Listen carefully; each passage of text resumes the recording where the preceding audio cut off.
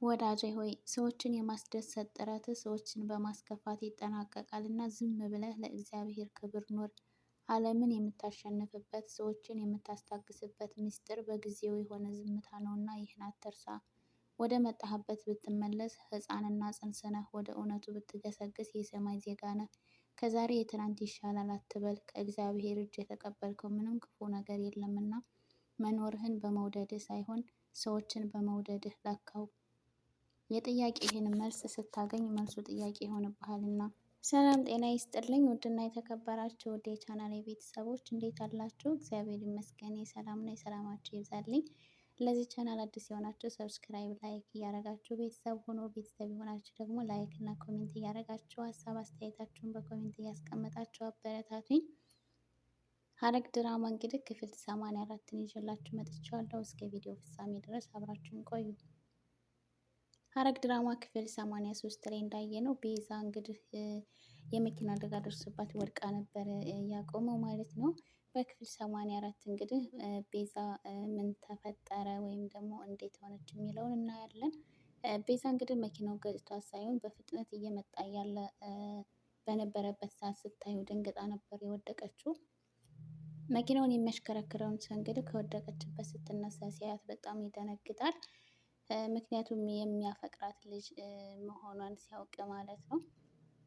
እንግዲህ ቤዛን ሲያያት በጣም ደንግጦ የኔ እህት ደህና ነሽ? በቃ ሆስፒታል እንሄድ ምናምን ይላታል። እሷም ደግሞ አይ በጣም ደህና ነኝ፣ አንተ እኮ ምንም አላደረከኝም፣ እኔ መኪናው በፍጥነት ሲመጣ ደንግጬ ብቻ ነው የወደቅኩት ትለዋለች።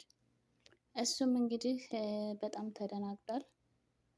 በጣም ይቅርታ እንደዚህም መንዳት አልነበረብኝም፣ ጥሩ ሙድ ላይ ስላልነበርኩ ነው ይላታል።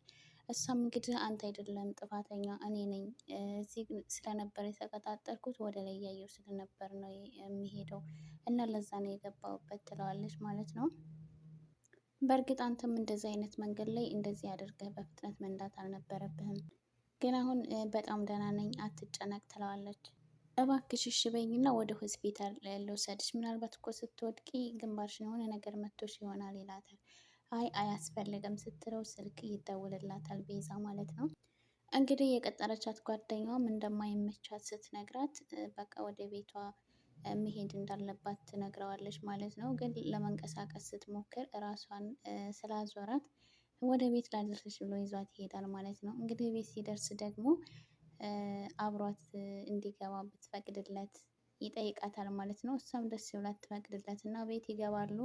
ብዙ ካወሩ በኋላ እንግዲህ ሉሊት ትመጣለች ማለት ነው። ሉሊት እንግዲህ የቤዛ ጓደኛዋ ወይም ደግሞ ፍቅረኛዋ እንደሆነ አድርጋ ስላሰበች ጥሩ ሰዓት አልመጣሁም እንዴ ምናምን እያለች ትላለች ማለት ነው። እንግዲህ ቤዛም በንግግሯ በጣም ትናደድና እሱም አይን የሚሄድ ሳይኖርብኝ አይቀርም ብሎ ትቷቸው ይሄዳል። ቤዛም እንግዲህ ሉሊትን አንቺ ቆይ እኔን ማሸማቀቅ ነው እንዴ ፍላጎትሽ ምንድን ነው የምታወሪው? ትላታለች።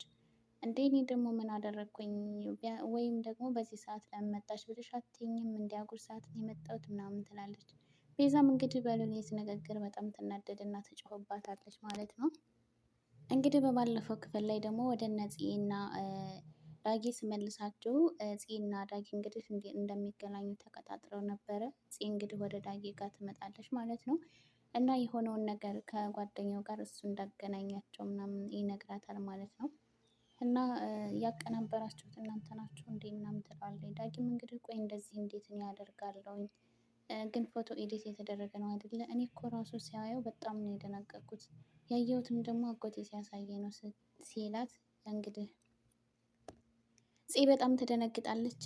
ቢኒያም አውቋል። ለዛ ነው ማለት ነው እንደዛ አስቀያሚ ቴክስት የላክልኝ። ወይኔ ጉዴ ትልና በሁኔታው በጣም ትደነግጣለች ማለት ነው። ምክንያቱም በባለፈው ክፍል ላይ አንቺ እንደዚህ አይነት ሴት ትመስለኝ አልነበረም፣ አንቺ ለእኔ የምትገቢኝ ሴት አይደለሽም እያለ ቴክስት ጽፎላት ስለነበረ ለምን እንደላከላት የገባት ይመስለኛል። ዳጊም እንግዲህ ከመጀመሪያውም ጀምሮ ከአቤል ጋር እንደምትገናኙ ያውቅ ነበር። የመጀመሪያ ቀን የተገናኛችሁ ዕለት አይቷችኋል ይላታል። ግን እኮ ታዲያ ከአቤል ጋር ከተገናኘን ወዲህ እኮ ከቢኒያም ጋር ብዙ ጊዜ ተገናኝተናል። ለምንድን ነው ያልነገረኝ? በቃ እንደዛ ነው ማለት ነው። ስቀርበው የማይቀርበኝ ሳወራው የማይስቅልኝ ለዛ ነው ማለት ነው ትላለች። እንግዲህ ዳጊም ያፌትን የወጉት እነሱ እንደሆኑና ከአቤልም ጋር ደግሞ ያገናኛቸው እሱ እንደሆነ ይነግራታል ማለት ነው። ፂም እንግዲህ ትንሽ ብትናደድም ነገር ግን በቃ አንተ እንድንለያይ ነው ማለት ነው የምትፈልገው ምናምን ትለዋለች። አይ እኔ እንደዛ አይደለም እሱ አስፈራርቶኝ ነው ምናምን ይላትና ያለውን ነገር ሁሉ ይነግራታል ማለት ነው። ከዛ እንግዲህ ጽዮንና ዳጊ ምን ማድረግ እንዳለባቸው ትንሽ ካሰቡ በኋላ አቤልን እንዴት አድርገው መጣል እንዳለባቸው ወይም ወጥመድ ውስጥ ማስገባት እንዳለባቸው ያስባሉ። ከዛ ጽ እንግዲህ በመጨረሻ ላይ ቆይ አንድ ሀሳብ መጣልኝ ብላ ተያይዘው ይሄዳሉ ማለት ነው። ምን እንዳሰበች እንግዲህ በቀጣይ ክፍል የምናየው ይሆናል። ወደ እነ ናታን ስመልሳቸው ናታን እንግዲህ ከአዲስ ሴት ወይም ደግሞ ሌላ ሴት እንደተዋወቀ ለቢኒያም ሲነግረው ቢኒያም እንግዲህ በድርጊቱ በጣም ይገረምና እኔ እኮ አንተ ሌላ ናታን እየመሰልከኝ ነው፣ የድሮ ናታን አልመስል እያልከኝ ነው። ቆይ አንተ ምንድን ነው ኤፍራታን ትተህ ሌላ ሴት ልታፈቅር ነው ማለት ነው ምናምን ይለዋል ማለት ነው። እንደ ድሮም በጣም እያዘንክም አይደለም። ለያፌትም ደግሞ ምንም መልስ አልመለስክለትም። በቃ እኔ የማውቅህ ናታን እየመሰልከኝ አይደለም። ቆይ አንተ ምን አስበህ ነው ከኤፍራታ ውጭ ሌላ ሴት የማያውቀው ሰው ሌላ ሴት አወቅኩ እያልከኝ እኮ ነው ይለዋል። ናታንም እንግዲህ አይ እኔ ነገርኩህ ምናልባት አብረህ ስታይን ግራ እንዳይገባ ብዬ ነው ይለዋል። አይ ነገሩን ልክ ነህ፣ በቃ አዲስ ህይወት መጀመር ትክክለኛ ውሳኔ ነው ይለዋል። ናታንም እንግዲህ እኔ አዲስ ህይወት ጀመርኩ ብያለሁ ይለዋል። አይ ህይወት የሚጀምረው ከትውውቅ ነው ብሎ ይመልስለታል። እንግዲህ ናታን አዲስ ተዋወቃት ልጅ ጋር ይደውልለታል ማለት ነው። እሷም እንግዲህ ከእናቷ ጋር ቁጭ ብላ ስልኳን ሲጮህ ናታን ደወለ ብላ ስልኩን ታነሳዋለች። ናታንም እንግዲህ ስልኩን ስታነሳው እባክሽ በጣም ይቅርታ አድርግልኝ መግባትሽንና እንዴት እንደሆንሽ መጠየቅ ነበረብኝ ይላታል። እሷም ደግሞ አይ አላረፈድክም አሁንም ቢሆን እኔ በጣም ደህና ነኝ እድሜ ላንተ ትለዋለች። ደግሞ ለእናቴ ስላንተ በጣም እያጫወትኳት ነበረ እና ስራም ደግሞ ታገኝልሃለች ስትለው አረ እንደዚህ እኮ እንድትጨነቂ አልነበረም የነገርኩሽ፣ ማንኛውም ሰው የሚያደርገውን ነገር ነው ያደረግኩት ይላታል። እሷም አረ ማንኛውም ሰው ብትሆንማ ከእነሱ ጋር አብረህ ታገቱ ሰዎች ጋር መቀላቀል ትችል ነበረ፣ አንተ ግን እንደዛ ስላልሆንክ እኔን ከነሱ አዳንከኝ ስትለው ናታንም እንግዲህ እባክሽ የኔን ያደረግኩልሽን ነገር እንደ ውለታ እንድትቆጥረው አልፈልግም። ከዛ ትንሽ ካወረ በኋላ ይሰነባበታሉ ማለት ነው። ግን ካላስቸገርኩ ድጋሚም ትደውልልኛለህ አይደለ ትለዋለች። እሱም ደግሞ እሺ ብሏት ስልኩን ይዘጋል። ቢኒያም እንግዲህ በናታን ድርጊት በጣም እየተገረመ ይመስላል። ከዛ እንግዲህ ስልኩ ሲረዝምበት ድምፅ ያሰማል ማለት ነው። ናታንም እየተሽከረመመ እንግዲህ ስልኩን ከዘጋ በኋላ የልጅቱ እናት ደግሞ ቆይ አንቺ ምን እያደረግሽ ነው? ዛሬም ላገኘሽው ሰው እንዴት ነው እንደዚህ የምትሆኘው? ትላታለች። ከተቀናቃኞቻችን እኮ አንዱ ሊሆን ይችላል፣ እየሰለለንም ሊሆን ይችላል። አረ እናቴ ምን እያልሽ ነው? እሱ እንደዚህ አይነት ሰው አይደለም ትላለች። ፂና ዳጊ እንግዲህ ወደ አቤል ተያይዘው ይሄዳሉ። አቤል እንግዲህ ሆነ ቦታ ቁጭ ብሎ ዳጊ ይመጣል ማለት ነው። እንግዲህ ዳጊን ሲያየው አቤል አንተ ቆይ ለጸብ ነው እንዴ የመጣኸው? ፊትህን ፍታው ይለዋል። ከዛ ዳጊም እንግዲህ ቆይ አንተ ምንድን ነው የምትፈልገው? አጎቴን ምን ልታደርገው ነው የምትፈልገው? ይላል። እሱም ከአጎት ምን ልፈልግ እችላለሁ? ጽዮንን ነበር እሷንም በእጅ አስገብቻለሁ ይላል። ዳጊም እንግዲህ እሱን መቼም አታደርገውም፣ አንተ እንኳን ብታስበው እሷ ግን እሺ አትልህም ይለዋል። ከዛ እሱን ደግሞ አሳይቻለሁ ፎቶውን ያየኸው ይመስለኛል ይለዋል።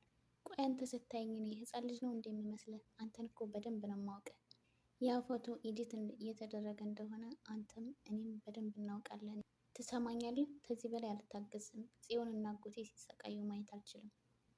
አቤልም እንግዲህ እና ታዲያ ምን ልታደርግ አስበህ ነው ይለዋል። ሁሉንም ነገር ላጎቴ እነግረዋለሁ ይላል ዳጊ። አንተና ጽዮንንም እኔ እንዳገናኘኋቸውና ፎቶውም ደግሞ ኤዲት የተደረገ እንደሆነ ሁሉንም ነገር እነግረዋለሁ። አቤልም በዛውም ያፌትን የወጋኸው አንተ እንደሆንክ ጭምር ንገረው። ከዛ አንተን ወይ ፂን ማንኛውን አሳልፎ መስጠት እንደሚሰጥ እናያለን ይላል። አንተ ቆይ ምን አይነት ሰው ነህ? ያፌትን እኮ አንተ ራስህ ነህ የወጋኸው ይለዋል ዳጊ። አዎ እኔ ነኝ የወጋሁት፣ ግን ቀጥ ብዬ ያፌት ጋር ሄጄ ወንድሜ አንተን የወጋህ ዳጊ ጓደኛዬ ነው፣ በሰዓቱ በጣም ተደናግጬ ስለነበር ነው ያልነገርኩ ብለው እናም ደግሞ ጓደኛዬን በጣም ስለምወደው እንዳትገለው ስለፈራው ነው ያልነገርኩህ ብዬ ብነግረው ምን የሚያደርግ ይመስልሃል? ይለዋል አቤል። ዳጊም ሁለታችሁም አውሬዎች ናችሁ፣ የሰው ህመም የማይገባችሁ ስሜት አልባ ናችሁ ብሎ ጥሎት ይሄዳል። እኔ ግን እንደሚመስለኝ ዳጊ እንግዲህ የሆነ ድምፁን እየቀዳው ይመስለኛል። እንግዲህ በቀጣዩ ክፍል የምናየው ይሆናል። አቤልም እንግዲህ ዳጊ ከሆነ ከሄደ ወደ አንተ የማትረባ እኔ አቤላ ነኝ፣ እሺ ማንንም አልፈራም ይላል። ወደ ያፌትና ኤፍራታ አስመልሳችሁ ደግሞ ያፌትና ኤፍራታ እንግዲህ ያፌት ለኤፍራታ ልዩ እራት አዘጋጅቶ ሻማ ብርቶ የኔ ፍቅር እያለ እየጠራት ነው። እንግዲህ ኤፍራታም ትመጣለች። አቤት ጠራኸኝ እንዴት ትለዋለች ኤፍራታ። አዎ አንቺን ለማስደሰት ምን ያህል ተጨንቄ እራት እንዳዘጋጀሁልሽ ተመልከች ይላታል። ኤፍራታም እንግዲህ ምግቡን እየተመለከተች እንግዲህ በፊት ከነ ናታን ጋር ከነ ፄ ጋር ከነ ቤዛ ጋር ሆና ያሳለፈችውን ጊዜ እያስታወሰች በትውስታ ልም ትላለች ማለት ነው። እንግዲህ ናታን ኤፍራታም ትንሽ በሀሳብ ከተዋጠች በኋላ እንግዲህ ያፌት እንዴ እኔ ፍቅር ምን ነው ይላታል።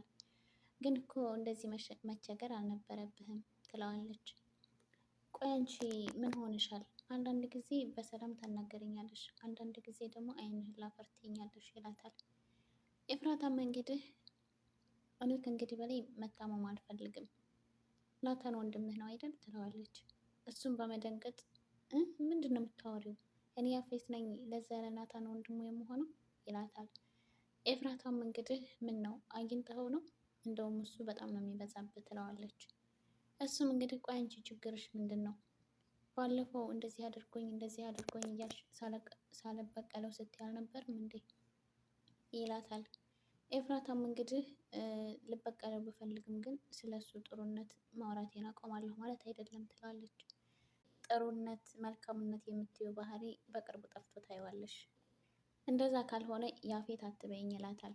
እሷም እንግዲህ እንደዛም ከሆነ ደግሞ በእኔና ባንተ ምክንያት ነው የሚሆነው፣ ማንም ሰው ከመሬት ተንስቶ አይቀየርም ትለዋለች። ስለዚህ አሁን ለሱ እየተከራከርሽለት ነው? ቆይ አንተ ይህንን ርዕስ እያራዘምክ ያለው መጀመሪያ የጠየቅኩህን ጥያቄ ላለመመለስ ነው? መጀመሪያውኑ መቼ መልስ ያለው ጥያቄ ጠየቅሽኝና ነው? ያኔ ሰክረህ እያለ ስለ ናታን አባት በጣም ብዙ ነገር እያወራህ ነበር። ስለዚህ አሁን ባላወቀ ለመሸፋፈን አትሞክር። እኔ እንጃ ያኔ ምን እንዳወራሁ አላስታውስም ሰክሬ ስለነበረ ይላታል። ነገር ግን 100% እርግጠኛ ሆኜ እነግርሻለሁ ናታን መቼም የኔ ወንድም ሊሆን አይችልም። እሱን ለዝምድና አይደለም ለእኔ ለጠላቴ እንኳን አልመኘውም።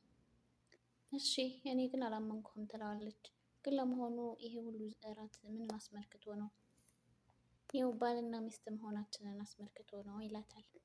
እንግዲህ የቤዛ አፍቃሪ ናኦድም እንግዲህ የቤዛን ፎቶ እንግዲህ ቤዛም ድሮ የሚያፈቅራት ልጅ ናት። እንግዲህ እንደ ቪዲዮ እንደተረዳ ነው ከሆነ እንግዲህ የቤዛ ፎቶ በክላሱ ግድግዳ ላይ ይገኛል ማለት ነው። እሷን እያየ ዛሬ ከእናቴ ጋር መጣላቴን በጣም ወደድኩት፣ ከስንት ጊዜ በኋላ አገኘሁሽ የኔ ሳቂታ እያለ ደስ ብሎታል ማለት ነው። እንግዲህ ቤዛም አፍቃሪዋ እንደሆነ ስታውቅ ምን ይሰማት ይሆን የሚለውን በቀጣይ የምናይ ይሆናል። እንግዲህ ስለ ቪዲዮ ፍጻሜ ድረስ